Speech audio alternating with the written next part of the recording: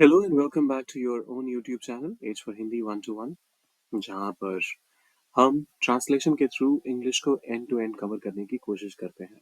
English grammar और composition की बात कर रहा हूँ मैं ऑफ कोर्स। तो आज हम सेंटेंस इंप्रूवमेंट की भी बात करेंगे और साथ में समझाएंगे कि क्या एरर्स करते हैं लोग जब इनको ट्रांसलेट करते हैं, इस तरह के स्टेटमेंट्स को करते हैं ट्रांसलेट। ये सारे अपने आप में काफ़ी अलग हैं। तो वीडियो में एंड तक बने रहिएगा और साथ ही वीडियो को करना है लाइक, चैनल को सब्सक्राइब, शेयर करना है इसे अपने दोस्तों के साथ जो आपको लगता है इससे पा सकते हैं फायदा। और कमेंट बॉक्स में क्या लिखना है वो मैं थोड़ी देर में बताता हूँ आपको। फिलहाल एक बात और, आप सबको पता है कि ये चारों चीजें आपके लिए तो फ्री हैं, लेकिन हम जैसे नए क्रिएटर्स को ये काफी इंकरेज करती हैं। आइए करते हैं शुरुआत। मैं इस बात के बारे में पूरी तरह से अवगत हूँ। मैं अवगत हूँ, आई एम अवेयर के बारे में, अबाउट। और इस बात के लिए या तो आप दिस टॉपिक का इस्तेमाल कर सकते हैं या फिर दिस मैटर का इस्तेमाल कर सकते हैं। I am aware about this matter, ये बहुत ही कॉमन एरर है, प्लीज ध्यान से देखिएगा। देखिए, अवेयर और नो ये दोनों ही बिल्कुल अलग अलग वर्ब्स हैं। तो अगर आप कहते हैं नो, जिसका मतलब होता है जानना, तो इसके साथ आप अबाउट का इस्तेमाल करते हैं। लेकिन जब आप अवेयर कहते हैं, या फिर मैं कुछ इस तरह से लिखूं अगर, तो गलत नहीं होगा कि अगर आप नो अबाउट के बदले अवेयर का इस्तेमाल करेंगे और इसके साथ अबाउट की जरूरत नहीं है, तो कोई गलती नहीं होगी। तो आप ये तो कहिए आई नो अबाउट, ऑब्वियसली उस केस में फिर आप आई एम का इस्तेमाल नहीं करेंगे। यहाँ पर अवेयर एक एडजेक्टिव के तौर पर इस्तेमाल हुआ है और इसके साथ इस अबाउट की कोई जरूरत है ही नहीं। ये प्रपोजिशन यहाँ बिल्कुल भी नहीं चाहिए। हाँ, अगर आप ये कहते, इस पूरे को ही हटाकर नो अबाउट कहते, I know about this matter, तब भी मीनिंग वही आएगा, मैसेज वही आएगा और क्लैरिटी भी रहेगी। तो इसके बाद अगले स्टेटमेंट की तरफ चलते हैं। वह अपनी कड़ी मेहनत मेहनत के बावजूद भी सफल नहीं हुआ। वह सफल नहीं हुआ, तो इसके लिए आप कहेंगे, पहले तो वह सफल हुआ, ही सक्सीडेड। और वह सफल नहीं हुआ, तो इसके लिए आप कहेंगे ही डिड नॉट सक्सीड। या फिर अब ये भी ध्यान रखिएगा, डिड नॉट के बाद सक्सीडेड कहेंगे अगर, तो वो गलत हो जाएगा। तो या तो आप सक्सीडेड हटा दीजिए, ऑब्वियसली इसको सक्सीड करिए, ही डिड नॉट सक्सीड। और सॉरी, यहाँ पर स्पेलिंग में थोड़ा सा गड़बड़ लग रहा है, SUCCE, हाँ, succeed, he did not succeed. और कड़ी मेहनत के बावजूद भी, डिस्पाइट ऑफ यू नो अपनी कड़ी मेहनत, हिज हार्ड वर्क। वह अपनी कड़ी मेहनत के बावजूद भी सफल नहीं हुआ, did not succeed despite of his hard work. ये भी आप में से बहुत लोगों को लगेगा सही तो कह रहा है, इसमें दिक्कत क्या है, लेकिन ये सही नहीं है बॉस। इसका जो करेक्ट वर्जन होगा वो होगा डिस्पाइट हिज हार्ड वर्क। देखिए यहाँ पर फिर से एक खिचड़ी पकी है। इन स्पाइट ऑफ का जो अल्टरनेटिव होता है वो होता है डिस्पाइट। तो या तो आप इंस्पाइट ऑफ कहिए या फिर डिस्पाइट कहिए। डिस्पाइट के साथ जब आप ऑफ लगाते हैं तो वो बिल्कुल गलत हो जाता है। तो फिर से एक बार, he did not succeed, फिर से he did not succeeded, वो भी गलत है, so he did not succeed despite his hard work या फिर in spite of his hard work। तो ये हो गया, हमें इस विषय पर चर्चा करनी चाहिए। बहुत ही कॉमन स्टेटमेंट है, हर कोई कहता है कि चर्चा तो होनी चाहिए। तो इसको कैसे ट्रांसलेट करेंगे, हमें वी चाहिए, शुड चर्चा करनी, डिस्कस इस विषय पर, तो डिस्कस अबाउट। और इस विषय के लिए दिस टॉपिक का इस्तेमाल करते हैं। We should discuss about this topic, हमें इस विषय पर चर्चा करनी चाहिए। अब देखिए, यहाँ पर एक बार फिर से हमने क्या खिचड़ी पकाई। या तो आपको कहना होता है जब टॉक अबाउट, जिसका मतलब होता है किसी बारे में चर्चा करना, तो इसके बदले में एक ऑल्टरनेटिव है कि डिस्कस।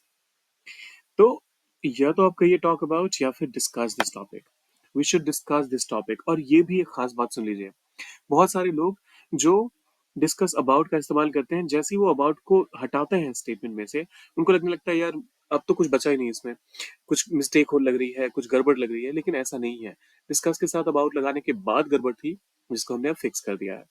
तो एक बार फिर से हमें इस विषय पर चर्चा करनी चाहिए, we should discuss this topic. उसने मुझसे कहा कि मैं ध्यान केंद्रित करूं। उसने मुझसे कहा, ही, अब देखिए यहाँ पर मैं ध्यान केंद्रित करूं के लिए आप दो तरीके से बना सकते हैं इसको। He told me to focus, ये तो सिंपल है, he told me to focus. या फिर आप चाहें तो इसे कुछ इस तरीके से बना सकते हैं, ही told me that I should focus, उसने मुझसे कहा कि मैं ध्यान केंद्रित करूं। आप यहाँ पर told me that I should focus, इसमें कोई गड़बड़ नहीं है, फोकस के बदले आप चाहें तो कॉन्सेंट्रेट का भी इस्तेमाल कर सकते हैं। यहाँ पर क्या गड़बड़ करते हैं लोग, वो मैं बताना भूल गया आपको, तो मैं इनकरेक्ट वाला पार्ट अब लिख देता हूँ। He told to me, told के बाद टू का इस्तेमाल नहीं होता, सेड के बाद आप टू कहते हैं लेकिन टोल्ड के बाद कोई टू नहीं होता, तो इस चीज का ध्यान रखिएगा। He told me that I should focus, या फिर he told me to focus, दोनों ही स्टेटमेंट का मतलब एक ही निकल कर आएगा कि उसने मुझसे कहा कि मैं ध्यान केंद्रित करूं। क्या आप इस बात पर गुस्सा हो रहे हैं? तो इसके लिए आप क्या करेंगे,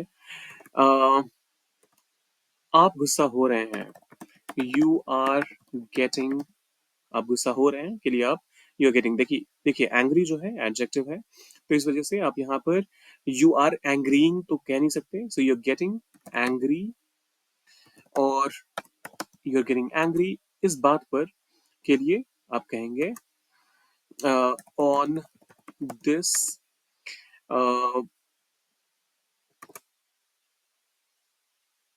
ठीक तो है, क्या आप इस बात पर गुस्सा हो रहे हैं, you are getting angry on this, और इसका जब इंटरोगेटिव फॉर्म आएगा तो फिर आर को शुरुआत में ले आएंगे, और फिर are you getting angry on this,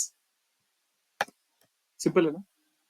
यहाँ पर जो एरर है वो ये है, एंग्री के साथ आप ऑन का इस्तेमाल नहीं करते हैं, इस बात पर गुस्सा, तो आप एंग्री अबाउट दिस का इस्तेमाल कीजिए, इस चीज के बारे में, यहाँ पर एंग्री के साथ अबाउट का इस्तेमाल होता है, ऑन का इस्तेमाल नहीं होता। So are you getting angry about this, मैं आपके सुझाव पर विचार करूंगा, मैं आपके सुझाव पर विचार करूंगा, आई विल, मैं करूंगा, कंसिडर, विचार करना, सुझाव पर, on your suggestion, full stop, आपके सुझाव पर विचार करूंगा, I will consider on your suggestion.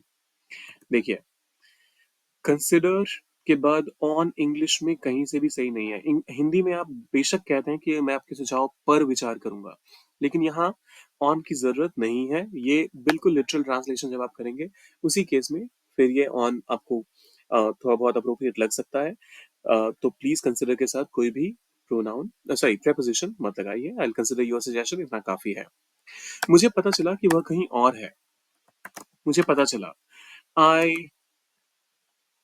New, मुझे पता चला, आई न्यू दैट, या फिर आई, हाँ, न्यू दैट कि वह कहीं और है, ही इज समवेयर एल्स, वह है, ही इज कहीं, समवेयर, कहीं और के लिए आप समवेयर एल्स का इस्तेमाल कीजिए। I knew that he is somewhere else, मुझे पता चला कि वह कहीं और है, I knew that he is somewhere else, गलत है। कैसे गलत है, मुझे पता चला, और यहाँ पर जो स्टेटमेंट आपका है वो ये कह रहा है कि मुझे पता है, दोनों चीजों में फर्क है। आप या तो कहिए आई गॉट टू नो, अरे I got to know that he somewhere else, या तो एक तरीका ये हो सकता है, या फिर आप कह सकते हैं,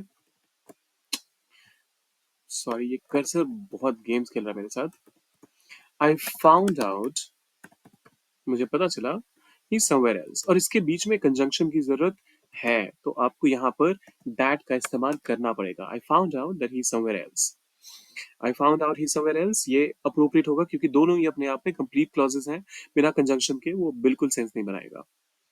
तो I found out that he somewhere else, मैंने उससे उसका नाम पूछा, मैंने पूछा, आई आस्क्ड उससे, टू हिम, उसका नाम, हिज नेम, ठीक है, आई आस्क्ड हिम हिज नेम। देखिए, आस्क और टोल्ड या फिर टेल के बाद टू का इस्तेमाल नहीं होता, बहुत ही सिंपल सा स्टेटमेंट है, इसको जबरदस्ती कॉम्प्लिकेट मत करिए, asked from him, asked to him, asked on him, कुछ जरूरत नहीं है। सीधा सीधा कहिए I asked him his name. फिर आता है उसने कहा कि वो मेरे लिए इंतजार कर रही है। ये क्योंकि हमने थोड़ी देर पहले डिस्कस किया है तो इसको थोड़ी देर बाद कवर करते हैं। यह निर्णय पूरी तरह से आपके ऊपर निर्भर करता है।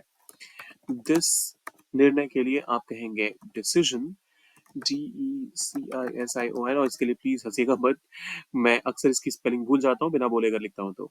सो दिस डिसीजन आपके ऊपर निर्भर करता है। तो देखिए आपके ऊपर के लिए आप कहेंगे पहले निर्भर करता है उसको लिख लेते हैं डिपेंड्स। और क्योंकि आप डिसीजन की बात कर रहे हैं, एक की बात करें तो डिपेंड्स होगा आपके ऊपर, तो अपॉन, और आपके लिए you. This decision depends upon, अच्छा नहीं, पूरी तरह से this decision completely depends upon you. This decision completely depends on you. आपको पता चल ही गया होगा डिपेंड्स अपॉन का कोई यहाँ पर इस्तेमाल करने की जरूरत नहीं है। डिपेंड के साथ ऑन लगाइए और आपकी कहानी वहीं पर, आपके पूरे स्टेटमेंट का जो इंग्लिश है उसकी कहानी वहीं पर खत्म हो जाएगी। अब ये आखिरी वाला स्टेटमेंट, उसने कहा कि वह मेरे लिए इंतजार कर रही है। उसने कहा शी सेड कि दैट वह मेरे लिए इंतजार कर रही है। She is waiting for me, full stop. अब ये स्टेटमेंट में क्या मिस्टेक है और इसका करेक्ट वर्जन क्या होना चाहिए वो डालना है आपने कमेंट सेक्शन में। बाकी वीडियो अगर पसंद आया हो तो लाइक जरूर कीजिएगा, सब्सक्राइब करके जाइएगा, शेयर कीजिए अपने दोस्तों के साथ, और मिलते हैं जल्दी।